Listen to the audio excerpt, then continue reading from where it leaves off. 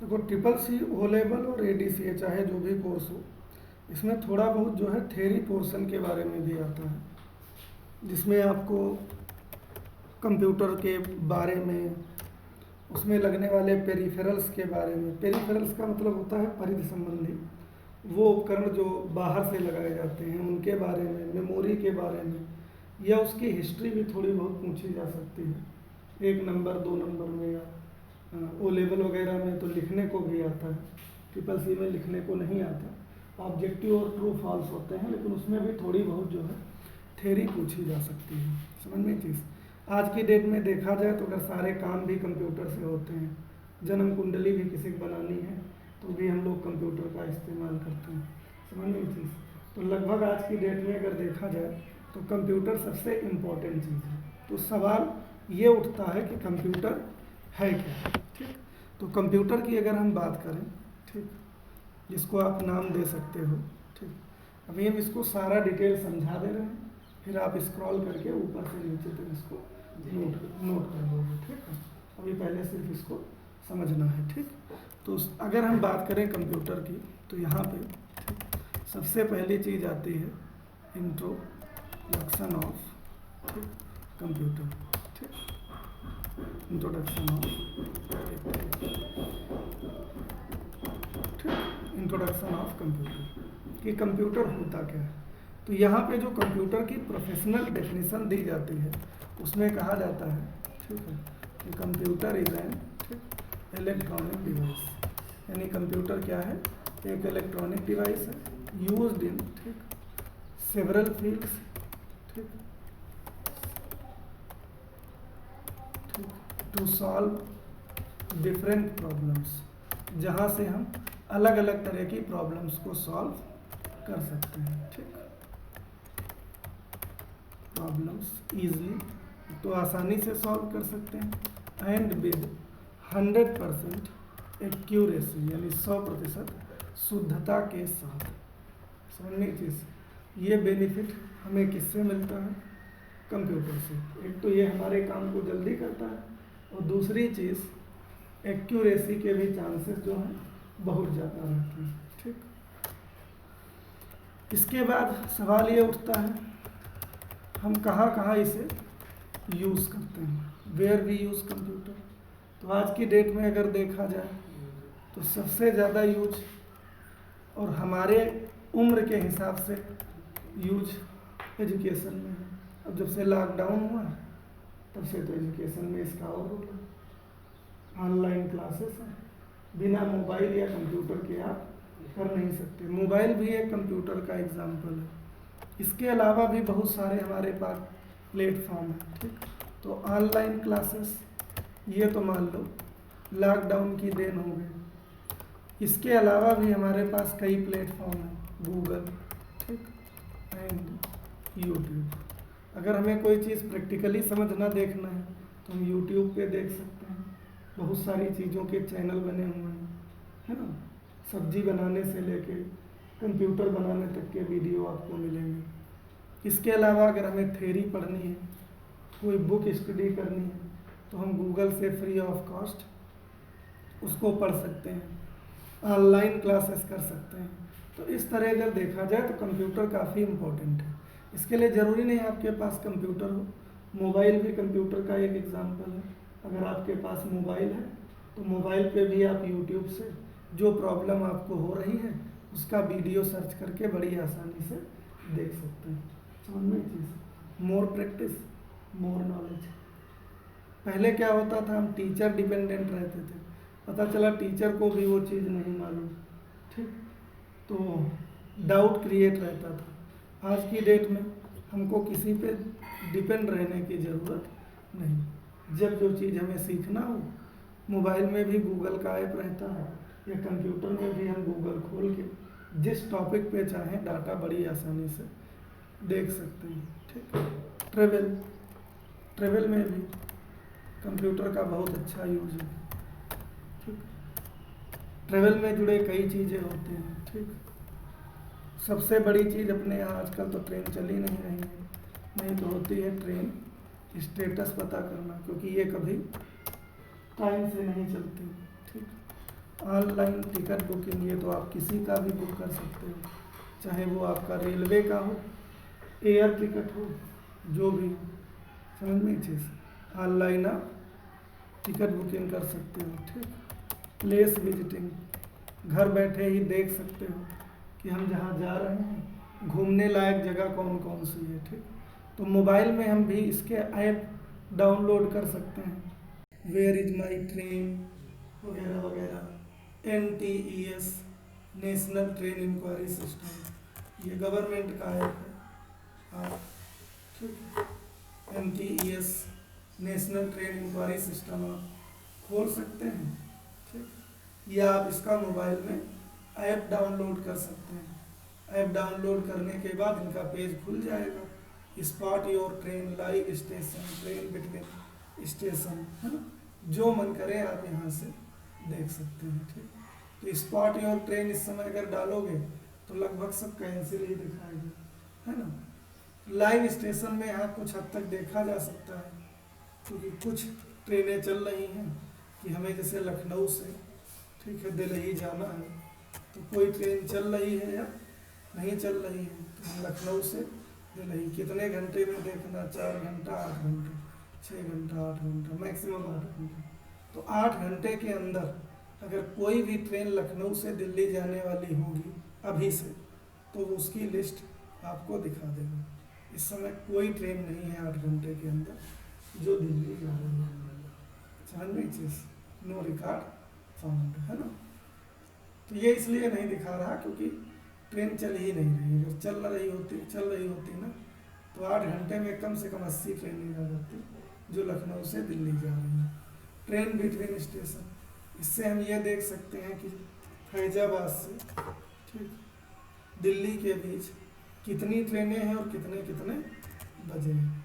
ठीक, तो इसका पूरा जो चार्ट है वो हमारे सामने निकल के आ जाएगा। फैजाबाद दिल्ली के लिए इतनी ट्रेनें हैं, गरीब नवाज, मऊ, आनंद विहार टर्मिनल, फरक्का मालदा टाउन नई दिल्ली, सद्भावना एक्सप्रेस फैजाबाद दिल्ली, लोकमान्य लायक एक्सप्रेस, कैफियत एक्सप्रेस, कामाख्या भगत की कोठी एक्सप्रेस, सरयू यमुना एक्सप्रेस और सरयू यमुना एक्सप्रेस। इतनी ट्रेनें हैं जो आपकी कहाँ से जाती हैं, फैजाबाद से दिल्ली के लिए। अब कौन किस दिन है ये भी लिखा हुआ है। जो गरीब नवाज है मंडे जाती है, वेडनेसडे जाती है और सैटरडे जाती है। ठीक, इस तरह से कैफियत रोज जाती है, फैजाबाद दिल्ली रोज जाती है। तो जहाँ पे वाई बना है उस दिन जाती है, जहाँ पे क्रॉस बना है उस दिन नहीं जाती है। फैजाबाद से कितने बजे जाती हैं ये लिखा है, और दिल्ली कितने बजे पहुँचती हैं ये लिखा है। जिसमें ये 2 ट्रेनें आनंद विहार जाती हैं, सद्भावना और मऊ आनंद विहार टर्मिनल। इसके अलावा जितनी है सब पुरानी दिल्ली जाती है। नई दिल्ली जाती होंगी तो NDLS लिखा होगा। तो इस तरह से आप इसको बड़ी आसानी से देख सकते हैं। ठीक है, इसके बाद ये सब आते रहते हैं ऑप्शन। ठीक, तो ये काम होता है। इसी तरह से अगर हमें ऑनलाइन टिकट बुकिंग करनी है ठीक, तो भी हम यहाँ से कर सकते हैं। ठीक, यहाँ पे रेलवे का बुक करने के लिए IRCTC, इसका ऐप भी डाउनलोड कर सकते हो, IRCTC कनेक्ट। ठीक, नहीं तो आप IRCTC ट्रेन टिकट बुकिंग, ठीक, इस पर आप आ जाओ। नहीं, IRCTC की ही वेबसाइट पे आ जाओ। ठीक, IRCTC.co.in है, चलो इसी पे चले जाओ। ये कॉरपोरेट पोर्टल है, IRCTC.co.in। ठीक है, IRCTC बदल ही दिए हैं क्या पोर्टल, पहले co.in था शायद .com कर दिए। CTC एयर, हाँ ये IRCTC.co.in। ठीक, कंपनी। अब इसमें आप जो है यहाँ से टिकट भी बुक कर सकते हो। ठीक, तो यहाँ पे for train with pantry car फलाना ढिमका इस समय अवेलेबल नहीं है कोविड-19 की वजह से।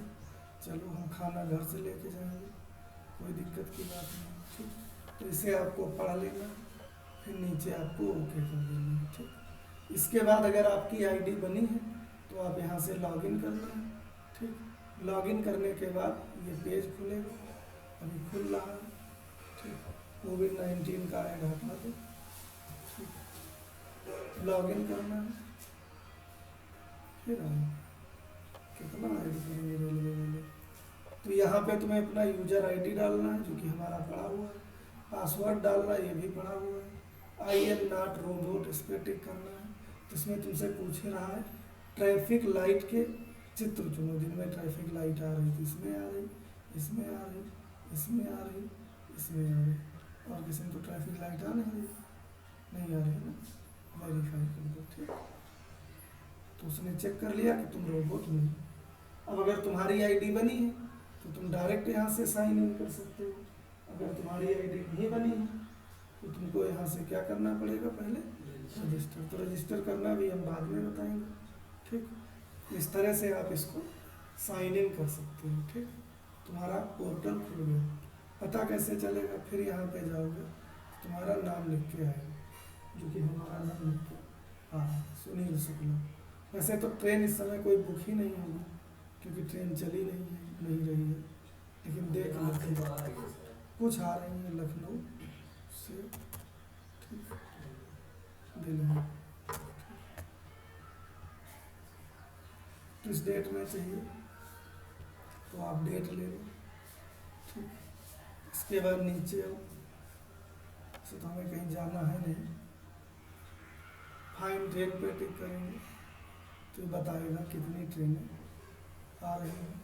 नीचे स्क्रॉल करो, इतनी ट्रेनें, मुजफ्फरपुर आनंद विहार स्पेशल गोरखधाम चल रही है। ठीक, सुहेलदेव चल रही है, राजेंद्र नगर नई दिल्ली चल रही है, लखनऊ मेल चल रही है, ये ट्रेनें चल रही हैं। डिब्रूगढ़ नई दिल्ली चल रही है, सीमांचल नई दिल्ली चल रही है, गोमती चल रही है, जयनगर अमृतसर चल रही है, महामना चल रही है, जयनगर अमृतसर स्पेशल चल रही है। चलो महामना से बुक करते हैं, बनारस से नई दिल्ली। क्या किसका बुक करना है, एसी फर्स्ट स्लीपर सिटिंग। अच्छा, उसमें जो एक जनरल डब्बा था, जनरल को भी ये बुक करना है, इसीलिए इन्होंने सेकंड सीटिंग बनाई है। किराया जनरल का ही लगेगा, लेकिन अब आप ऐसे यात्रा नहीं कर सकते कि जनरल टिकट खरीदो और गप्पत रुक जाओ ट्रेन में मत गए, उसमें भी सर दर्द हो गया तुम्हें, जिससे जाना। ठीक, उतने ही यात्री जा पाएंगे जितने का टिकट बुक होगा। कोरोना में जब कोरोना खत्म हो जाएगा तब फिर वही शुरू हो जाएगा, घुस पाओ नहीं घुस पाओ, 30 रुपया कटा टिकट वापस कर, समझ में चीज़। लेकिन अभी कोरोना भर जो है आपको सेकेंड सेटिंग करके चलेगी, किराया उतना ही लगेगा। अब चेक अवेलेबिलिटी तो पूरा ही खाली होगा क्योंकि डर की मारी 1315 रुपये का रेलवे वेटिंग, वो किराया उतना ही लगेगा जितना मतलब है। रेलवे वेटिंग लिस्ट बताओ, सेकेंड सेटिंग में भी चल रही है। चलो दूसरा लगाते हैं, स्लीपर का देखते हैं, चेक अवेलेबिलिटी। ठीक, इसमें भी रेलवे वेटिंग लिस्ट। एसी तो पक्का नहीं मिलेगी,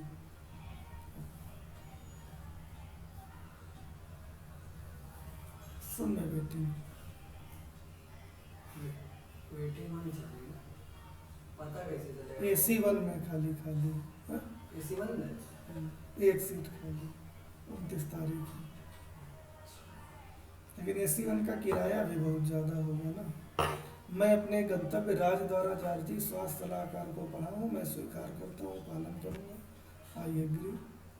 ठीक, 31 अगस्त 29 अगस्त, but booking from Lucknow New Delhi. ठीक, ओके। ठीक, परसेंटेज क्या है? कहाँ पे परसेंटेज ये कोटा, इसमें फर्स्ट एसी में कोई कोटा नहीं चलता, पूरा किराया देना। अब किसको यात्रा करनी है तो एक तिवारी को करनी है। एज 19 साल, जेंडर मेल, प्रेफरेंस केबिन लेके क्या करोगे, लोअर बर्थ ले लो, ठीक। दूसरे पैसेंजर ऐड कराओ। अच्छा जितने लोग को जाना है ऐड कर सकते हाँ, एक टिकट में 6। सुनील, एज 30 साल, जेंडर मेल, ठीक, अपर, ठीक। फिर ऐड कराओ अरुण, ठीक, एज 18 साल, जेंडर मेल, ठीक, लोअर है। फिर नीचे आओ, इन सबको मार्क मत करो, बुक कंफर्म टिकट और फलाना ढिमका। अगर बच्चे हैं तो बच्चों का भी डिटेल तुम्हें भरना पड़ेगा, ठीक। Travelling with a child below 5 year, तो यहाँ से भरिए, उनका किराया नहीं लगेगा, ठीक। उसके बाद ट्रेवल इंश्योरेंस जरूर लगा दिया करो, 49 पैसा एक्स्ट्रा कटेगा पर यात्री, 10 लाख रुपये बीमा, अगर यात्री एक्सीडेंट होता है तो, ठीक। इसके बाद आपको एड्रेस भरना पड़ेगा, जो कि हमारा भरा हुआ है, कुछ भरने की ज़रूरत नहीं है, ठीक है। क्या चीज़? 49 पैसे। 49 पैसे में 10 लाख का बीमा, तो ठीक। इसके बाद हम कंटिन्यू करेंगे। हाँ, पेमेंट किससे करना है, तो पे through credit, debit, net banking, wallet या भीम UPI, तो हमको इसी से पे करना है। इसके बाद हम इसे क्या करेंगे, अच्छा एड्रेस में कुछ बढ़ाना भी है, एड्रेस तो हमारा पूरा भरा था, ठीक है। सिटी चुनिए, करेस्पॉन्डेंस, ठीक, रिकार्ड गंज भरा तो था, 3 ऑप्शन, पिन नंबर 22/4, ठीक। State Uttar Pradesh, Faizabad, post office में ये सब भरा था हमने रजिस्ट्रेशन करते टाइम, पता नहीं कहाँ हटा दिया, ठीक है। ये भरने की ज़रूरत नहीं पड़ती, ठीक। इसके बाद कंटिन्यू करो।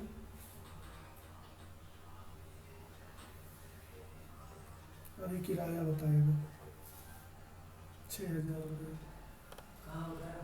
बताएगा। ये एक सीट अवेलेबल है, बाकी 2 आपकी वेटिंग रहेंगी, ठीक। फिर यहाँ से टिकट 6,741। आइए नॉट टू वोट, 3 लोगों का हम्म। सेलेक्ट फिर इसमें से क्या बस का चित्र चुनिए, बस इसमें आ रही, इसमें आ रही, इसमें आ रही, थोड़ा इसमें, थोड़ा इसमें, थोड़ा इसमें, बस आ रही, ठीक। इसके बाद आप इसे पूरा भैया टाइम से लिखना। इसके बाद आपको यहाँ से क्या कर देना, कंटिन्यू, फिर यस कर देना। चलना आपको ऐसा करना, पेमेंट पे आ जाओ, तो पेमेंट में इसमें करिएगा, या था payment gateway, debit, credit card. यहाँ से क्या है आपका, किसी को चुनो, चाहे HDFC, ICICI, इससे कोई मतलब नहीं, मेक पेमेंट में जाओ, ठीक है। और अपनी बैंक का तुम्हें डिटेल भरना, जिस बैंक में तुम्हारा खाता है, ठीक है। तो ये इतना पे बिल पूछ रहा, पे बिल में, ठीक है, यहाँ से अच्छा डायरेक्ट मतलब अकाउंट नंबर वगैरह डाल के? हाँ, कुछ नहीं, बस ये अदर बैंक डेबिट कार्ड है कि क्रेडिट कार्ड, तो अदर बैंक डेबिट कार्ड चुन लो और सीधे यहाँ पे डेबिट कार्ड नंबर डालो, ठीक।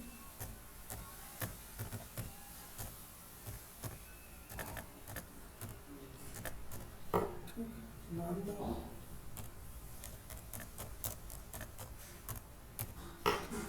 एक्सपायरी मंथ डालो,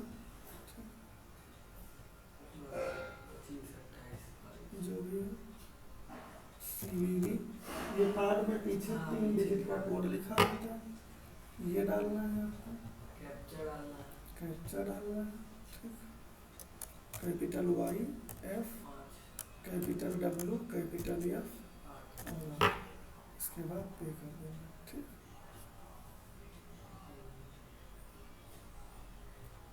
अब ये भेजेगा एक OTP, अगर OTP भी डाल देंगे तो पेमेंट हो जाएगा, लेकिन हमको करना नहीं, ठीक। समझ गए ना, ऐसे आप पूरा टिकट बुक कर सकते हो, लेकिन उसके लिए वही है कि आपकी ID जो है बनी होनी चाहिए, ठीक। दिख रहा होगा, इधर दिख रहा होगा, ठीक। ये दीवार तो आड़े नहीं आ रही।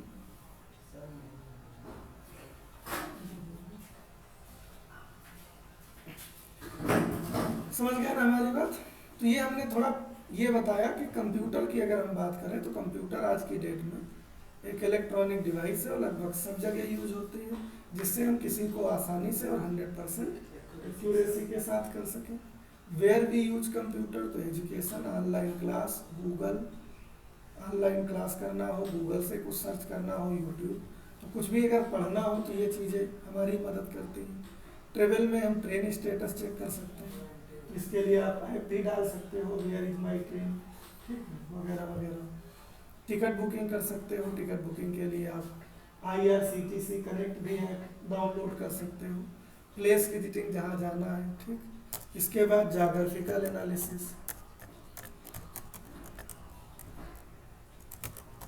है ना, जाग्राफिकल एनालिसिस, जिसे हमने सुना कि चीन डोकलाम में घुस आया, हम देखना चाहें डोकलाम का भौगोलिक दृश्य कैसा है, जलवायु कैसी है, मतलब रास्ता, पहाड़, सब चीज़ एग्जामिन कर सकते हैं, या कुछ भी हमें देखना है तो जाग्राफिकल एनालिसिस कर सकते हैं। बैंकिंग में कई तरह की सुविधाएं आजकल हमें मिलती हैं, नेट बैंकिंग, अभी इनके बारे में डिटेल से पढ़ाएंगे। मोबाइल बैंकिंग, मोबाइल बैंकिंग से हमें ई-वॉलेट की सुविधा मिलती है, इलेक्ट्रॉनिक पर्स, चमड़ा लेदर वाला वॉलेट रखने की ज़रूरत नहीं, आप ऑनलाइन किसी को पेमेंट कर सकते हैं, इन सबको ई-वॉलेट बोला जाता है। जैसे ये वॉलेट होता है, चमड़ा वाला लेदर पे, तो एक ई-वॉलेट होता है, तो जो गूगल पे, फोन पे, ये सब ई-वॉलेट बोले जाते हैं। बिना पर्स लिए जब मन करे फट से पेमेंट करो, समझ में चीज़। बैंकिंग की सुविधा मिलती है, ठीक। इसके अलावा साइंटिफिक रिसर्च,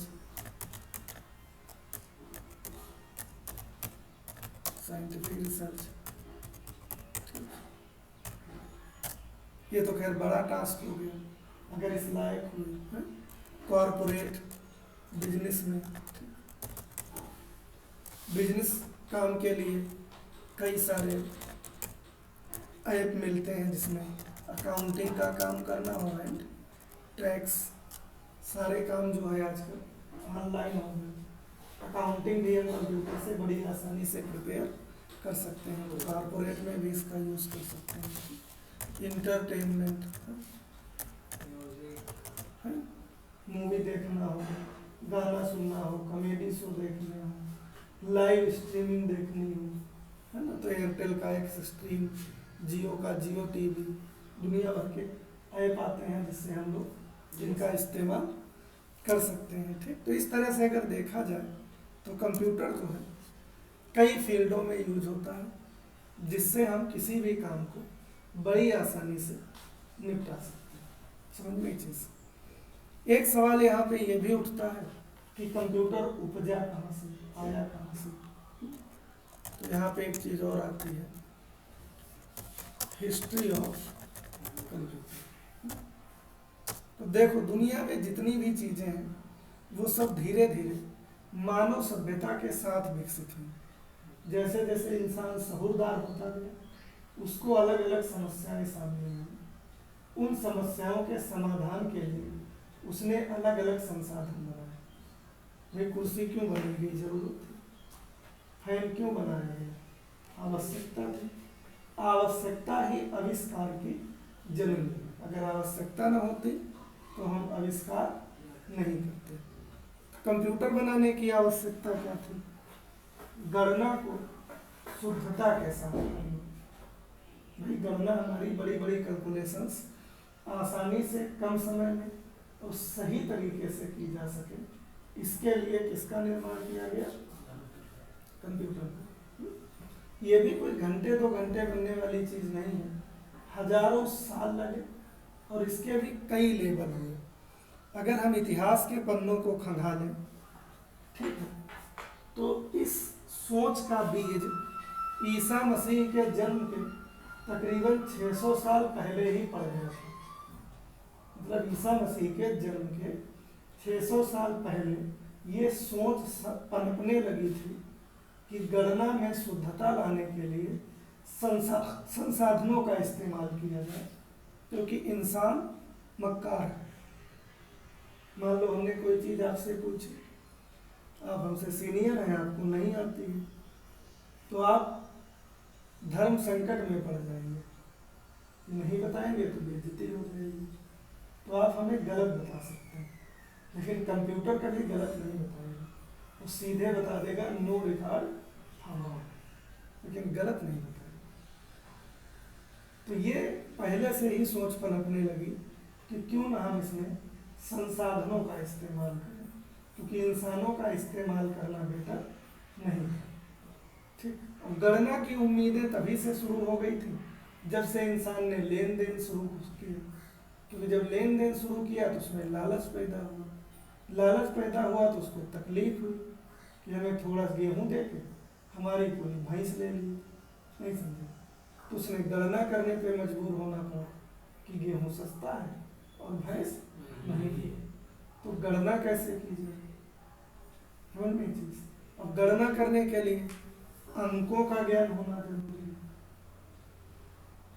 अंकों में भी जो हम 1 2 3 4 पढ़ते हैं उन्हें नेचुरल नंबर कहा जाता है, प्राकृतिक संख्या। तो ऐसा नहीं कैलिफोर्निया में नंबरों के पेड़ उगा करते थे, प्राकृतिक जो प्रकृति ने बनाई। नंबर की खोज किसी ने की, लेकिन आज तक ये प्रूव नहीं हो पाया कि नंबर की खोज की किसने। तो इसे सभ्यता के साथ एक आविष्कार मान लिया गया। तो ये माना जाता है कि प्राकृतिक संख्या भाई हमारे पास जिसके उदय का प्रमाण है कि ये घर हम बनाए, ये आपका आर्टिफिशियल हो गई, जिससे मैन्युफैक्चर का कोई प्रमाण नहीं है कि ये चीज़ दुनिया में कहाँ से है, उस चीज़ को प्राकृतिक मान लिया गया। तो नेचुरल नंबर इसीलिए कहा जाता है कि नंबर की खोज किसने की, इसका प्रमाण अभी तक उपलब्ध नहीं हो पाया। हाँ, नंबर में एक और नंबर होता है जीरो, जीरो की खोज आर्यभट्ट ने की, लेकिन ये थोड़ा अपवाद लगता है, जानते हो क्यों? जीरो की खोज आर्यभट्ट ने की ये कहना गलत है, जीरो के रूप की खोज आर्यभट्ट ने की। तो अगर जीरो की खोज आर्यभट्ट ने की होती तो आर्यभट्ट को अभी नहीं समझे। अब जीरो की अगर हम बात करें तो अगर हम धार्मिक ग्रंथ उठा के देखें तो उसमें भी तो जीरो का जिक्र किया गया है, लाख करोड़ सब का जिक्र है, भले संस्कृत में है। कोट मीन्स करोड़ होता है, कोट का जिक्र जो है धार्मिक ग्रंथों में है, तो बिना जीरो के तो करोड़ नहीं है। ये चीज आप ध्यान दें कि जीरो के सेव की खोज मानी जा सकती है, लेकिन पूर्णतः जीरो की खोज आर्यभट्ट ने की, ये कहना गलत होगा। जीरो अस्तित्व में पहले से ही था, है ना। तो जब इंसान को गणना करने का ज्ञान हुआ तो समस्या ये थी कि गणना की कैसे जाए, इसको प्रूव कैसे किया जाए कि जो हमने गणना की है वो सही की है या गलत की है। तो ऐसा माना जाता है, ठीक है, कि ठीक नियर अबाउट लगभग 600 BC, BC मतलब होता है बिफोर क्राइस्ट, ईसा पूर्व, ईसा मसीह के जन्म के 600 साल पहले, ठीक, abacus was designed in China. एक उपकरण यहाँ पे बनाया गया था, किस नाम से, अबाकस नाम से। Contains number of circles. Abacus सारे लोगों ने देखा भी होगा, प्राइमरी स्कूल वगैरह में लकड़ी के फ्रेम का बना होता था, 10 तार लगे होते थे और हर तार में 10-10 गोलियां रहती थी। जब बच्चों को गिनती सिखाना होता था एक को खड़ा कर दिया जाता था।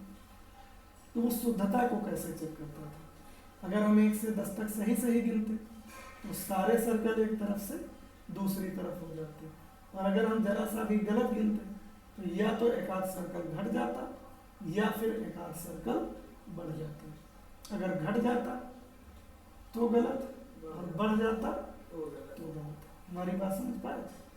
तो ये एक पहला ढांचा था जिसका गणना में इस्तेमाल किया गया। तो near about 600 BC abacus was designed in China, contains number of circle for manual counting, यानी सामान्य काउंटिंग के लिए यहाँ पे ढेर सारे सर्कल्स का इस्तेमाल किया जाता था। समझ में ये चीज़? ठीक। अब सामान्य अगर कैलकुलेशन करने होते तो भी हम कर लेते। मान लो हमें 5 जोड़ना है तो हमने 5 गोली गिन के रख दी, फिर 5 और मिला दी, कुल काउंट कर लिया। आज भी हम बच्चों को इस मेथड का इस्तेमाल करके सिखाते हैं। 10 में से 2 घटाना है तो बच्चों से कहते हैं 10 लाइन आप खींचिए, उसमें से 2 काट दीजिए, बची वाली गिन लीजिए। ठीक। और ऐसा नहीं कि अबाकस चाइना ने ही बनाया था, रूस ने भी बनाया था, अमेरिका ने भी बनाया था, लेकिन तब क्या था कि सभ्यता सीमित थी, संसाधन नहीं थे, टीवी चैनल नहीं थे, लोग आ जा नहीं सकते थे, तो सबके अलग आविष्कार थे, अलग भाषा थी, अलग विचार थे। अब अमेरिका वालों ने जो अबाकस बनाया था उसमें रस्सी यूज करते थे और उसमें गांठ लगा लेते थे, गांठों से काउंटिंग करते थे। इसमें जो सबसे फैंसी अबाकस बनाया था ये चाइना वालों ने बनाया था। आज भी सब फैंसी आइटम चाइना वाले बना रहे हैं, समझ चीज। इसीलिए चाइना वालों का अबाकस ज़्यादा पॉपुलर हो गया और अन्य लोगों का जो अबाकस था वो उतना ज़्यादा पॉपुलर नहीं हो पाया। समझ में चीज़। बाकी अबाकस दुनिया के कई लोगों ने बनाया, लेकिन तब जो चीज़ें बनती थीं वो सीमित रहती थी। समझ लीजिए, सीमित क्यों रहती थी? क्योंकि उनका एक क्षेत्र विशेष था, दुनिया कबीलों में बटी हुई थी, उस कबीले तक ही उनका ज्ञान था और उस कबीले तक ही उनकी पहुंच थी। दूसरे कबीले में पहुंच जाते तो भाला लेके दौड़ा लिए जाते। एक तरह से देखा जाए तो अंग्रेजों का पूरे विश्व में जाना प्रकृति का एक वरदान है। अगर वो पूरे विश्व का भ्रमण ना करते, वास्को डिगामा वगैरह, भले पुर्तगाली कहीं के थे, तो इससे क्या होता कि विश्व में कहाँ कहाँ क्या सभ्यता है, कैसे लोग हैं, ये पता ही नहीं चलता। अंग्रेजी कभी विश्व की कॉमन लैंग्वेज नहीं होती और आज भी हम लोग वही पशु पक्षी मार के खा रहे होते। भाई किसी चीज़ की हमें ज़रूरत थी, वो दूसरे के पास थी, और जिसके पास थी वो जानता नहीं था, इसका क्या करें। इसी तरह से सारी चीज़ें बटी हुई थी, ना हम अपना ज्ञान उनको दे सकते थे और ना उनका ज्ञान हम ले सकते थे। और घर की मुर्गी दाल बराबर। आपको पता होगा कि पहले अपने यहाँ स्विमिंग पूल्स, स्मार्ट किचन हुआ करते थे, विदेशों में ऐसा कुछ नहीं था। स्विमिंग पूल वगैरह की खोज सके हड़प्पा मोहनजोदड़ो खुदाई वगैरह में हुई। विदेशियों को ये चीज़ बड़ी अच्छी लगी क्योंकि उनके पास नहीं थी, हमको उनकी चीज़ें बड़ी अच्छी लगी, है ना। नाचना, कम कपड़े पहनना, अंग्रेजी बोलना, ठीक, ज़्यादातर अंग्रेजी शब्दों का इस्तेमाल करना। अब धीरे धीरे क्या हो रहा है कि फिर हमको अपनी चीज़ें अच्छी लगने लग रही हैं। अब धीरे धीरे फिर स्विमिंग पूल इंडिया में बनना शुरू हो गए, भले लिमिटेड जगह पे। तो यही चीज़ है, हमने अपनी सभ्यता खोई और फिर वापस प्राप्त करने की कोशिश धीरे धीरे कर रहे हैं। धोती लुंगी बांधना पहले बंद हो गया था, ठीक, अब फिर लुंगी धीरे धीरे फैशन में आ रही, लुंगी वाले पजामा आ रहे, समझ में चीज़। तो इस तरह से अगर देखा जाए तो दुनिया में कई देशों ने पहले खोजें की, लेकिन पहले जो विकास था बहुत स्लो था।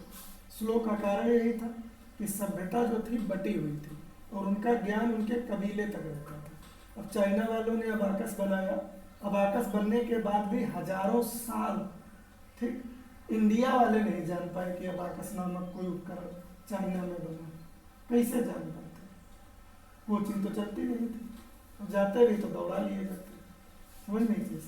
तो सभ्यता का विलय होने में बहुत टाइम लगा। अब क्या है, छोटी भी चीज़ बनती है। कोरोना वैक्सीन रूस वाले बनाए, पूरे विश्व में प्रचार हो गया, 10 करोड़ का ऑर्डर भी हो गया। समझ में चीज़। तो आजकल क्या है कि इलेक्ट्रॉनिक प्रिंट मीडिया है, खबर जो है पूरी धरती पे फैल जाती है, ठीक।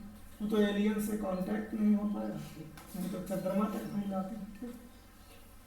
तो अबाकस वो अस्तित्व है जहाँ से कंप्यूटर की नींव पड़ती है।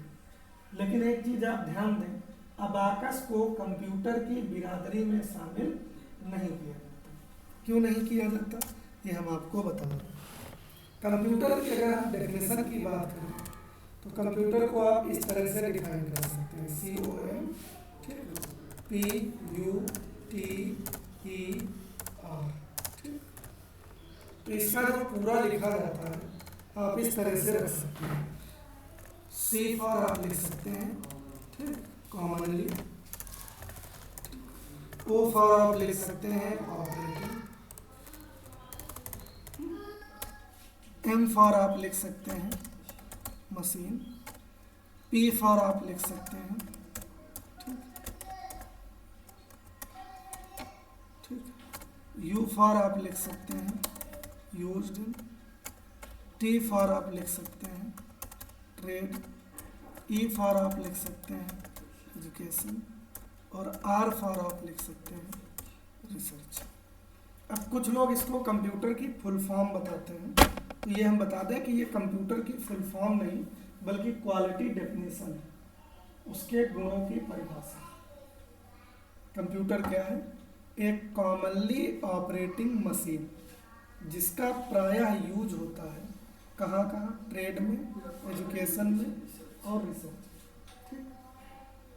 बाकी फुल फॉर्म कह सकते हैं, लेकिन एक्चुअल में फुल फॉर्म इसलिए नहीं कही जा सकती क्योंकि फुल फॉर्म शॉर्ट फॉर्म की होती है और शॉर्ट फॉर्म का खुद का कोई मीनिंग नहीं होता। जैसे MP, ये शॉर्ट फॉर्म है, ठीक, इसका खुद का कोई मीनिंग नहीं होता।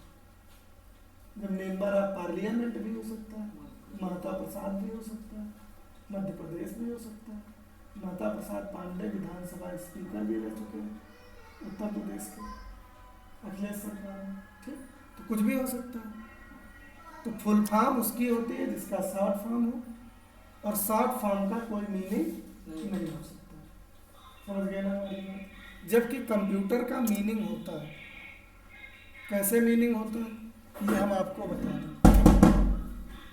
कंप्यूटर का मीनिंग क्या होता है, कंप्यूटर जो है अंग्रेजी में दो शब्दों को मिला के बनता है, ठीक, कंप्यूट, ठीक, plus ER। Compute plus ER, compute करना मतलब होता है गणना करना, और ER लगा दोगे तो गणना करने वाला। तो कंप्यूटर मतलब गणना करने वाला। और हिंदी में भी कंप्यूटर का अर्थ होता है, हिंदी में कंप्यूटर को, ठीक है, ठीक है, संगणक कहा जाता है। क्या कहा जाता है, संगणक। संगणक भी दो शब्दों को मिला के बनता है, ठीक। कौन से दो शब्दों को मिला के बनता है, समंक प्लस गणक। समंक मतलब होता है डाटा और गणक मतलब होता है कैलकुलेटर। संगणक भी दो शब्दों को मिला के बनता है, समंक प्लस गणक। समंक मतलब डाटा और गणक मतलब कैलकुलेटर। तो जब इसका मतलब होता है तो फुल फॉर्म होने का कोई सवाल नहीं उठता। तो वही हमने कहा कि फुल फॉर्म उसकी होती है जिसकी कोई शॉर्ट फॉर्म हो, जबकि कंप्यूटर एक मीनिंगफुल वर्ड है। अंग्रेजी में दो शब्दों को मिला कर बनता है, कंप्यूट प्लस ER। कंप्यूट करना मतलब गणना करना, और ER लगा दोगे तो गणना करने वाला। इसी तरह से अगर हम हिंदी में देखें तो कंप्यूटर दो शब्दों को मिला के बनता है, समंक प्लस गणक। समंक मतलब डाटा और गणक मतलब कैलकुलेटर। तो आप ये कह सकते हैं कि ये कंप्यूटर की क्वालिटी डेफिनेशन है। लेकिन एक तकलीफ यहाँ पे ये भी है, अबाकस से ही कंप्यूटर के अस्तित्व की शुरुआत हुई, लेकिन अबाकस को कंप्यूटर की लिस्ट में शामिल नहीं किया जाता। क्यों नहीं किया जाता आपको मालूम है, अबाकस कंप्यूटर की बिरादरी में ही नहीं आता। According to the definition of computer, computer क्या है, कंप्यूटर एक कॉमनली ऑपरेटिंग मशीन है, जबकि अबाकस मशीन नहीं, एक ढांचा, स्ट्रक्चर। तो पहली ही परीक्षा में फेल हो गए। समझ गए चीज़, पहली चीज़ तो कंप्यूटर होने के लिए मशीन होना जरूरी है, और मशीन होने के साथ साथ उसका प्रायः यूज होता है कहाँ कहाँ, ट्रेड में, एजुकेशन में और रिसर्च में। नहीं समझे?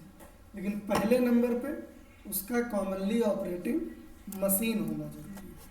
तो आप ये कह सकते हो कि भले अबाकस से कंप्यूटर के अस्तित्व की शुरुआत हुई, लेकिन अबाकस को आप दुनिया का पहला कंप्यूटर नहीं कह सकते। अगर एग्जाम में लिखने को आए तो आप ये कतई नहीं लिख सकते कि abacus was first calculating machine, क्योंकि ये मशीन था ही नहीं। तो फिर अगर एग्जाम में आता है तो आप किसको मशीन कहोगे? ठीक, तो ये हम आपको बता दें, सन 1642 तक, यानी ईसा मसीह के जन्म के 600 साल पहले से लेके सन 1642 तक, यानी ईस्ट इंडिया कंपनी भारत आ गई उसके बाद तक गणना करने वाली कोई मशीन अस्तित्व में नहीं थी। सन 1642 में पहली बार, ठीक, सर, ठीक, ब्लेज पास्कल, क्या नाम था? ब्लेज पास्कल, इन्होंने एक मशीन बनाई थी, डिजाइन है मशीन कार्ड, जिसको किस नाम से जाना जाता? पास्कलाइन। मशीन का नाम क्या रखा गया था? पास्कलाइन। ये पहली मशीन थी, ठीक। इट वाज, ठीक, फर्स्ट, ठीक, मैकेनिकल, ठीक, कैलकुलेटर। ये जो मशीन थी, ठीक, पहली मैकेनिकल कैलकुलेटर थी। ठीक, थ्योरी में आपको इतना लिखना है, बाकी इस मशीन के बारे में हम आपको दिखा देते हैं। इसका चित्र जो है हमारे पास अवेलेबल है, ठीक।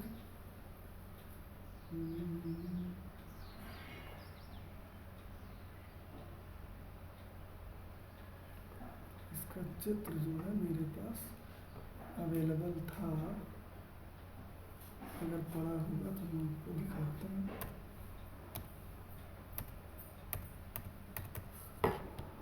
कहीं पे हमने इसको रखा था फंडामेंटल्स में, ठीक, ठीक, हिस्ट्री। तो यहाँ पे आप इसको देखिए, ठीक। तो ये पास्कलाइन थी, ब्लेज पास्कल थे जिन्होंने इसको बनाया था। तो पास्कलाइन जो है यह एक मैकेनिकल कैलकुलेटर था, जिसे एक गियर ड्रिवन मशीन कहा जाता था, और इसके गियर में बने दांतों पर लिखे 0 से 9 नंबर के आधार पे डायल करके संख्या को भरा जाता था। इसी हिसाब से सेट होकर कैलकुलेशन करते थे। इसमें आप एडिशन और सब्सट्रैक्शन जैसे कार्य आसानी से कर सकते थे। तो ये इसका इंटीरियर लुक था और ये इसका एक्सटीरियर लुक था। ये दुनिया की पहली मैकेनिकल कैलकुलेटर कही जाती है। तो अगर आपको एग्ज़ाम में लिखने को आता है तो आप वहाँ पे किसका जिक्र करेंगे? पास्कलाइन का। ये ऐसी मशीन है जो दुनिया का पहला मैकेनिकल कैलकुलेटर है, जिसको ब्लेज पास्कल ने बनाया था। नाम उन्होंने पास्कलाइन नहीं रखा था, बल्कि उनके मरणोपरांत इसका नाम जो है पास्कलाइन रख दिया गया। ठीक, तो एक काम करो, अभी आप इतनी थ्योरी उतार लो, क्योंकि ये लैपटॉप हमको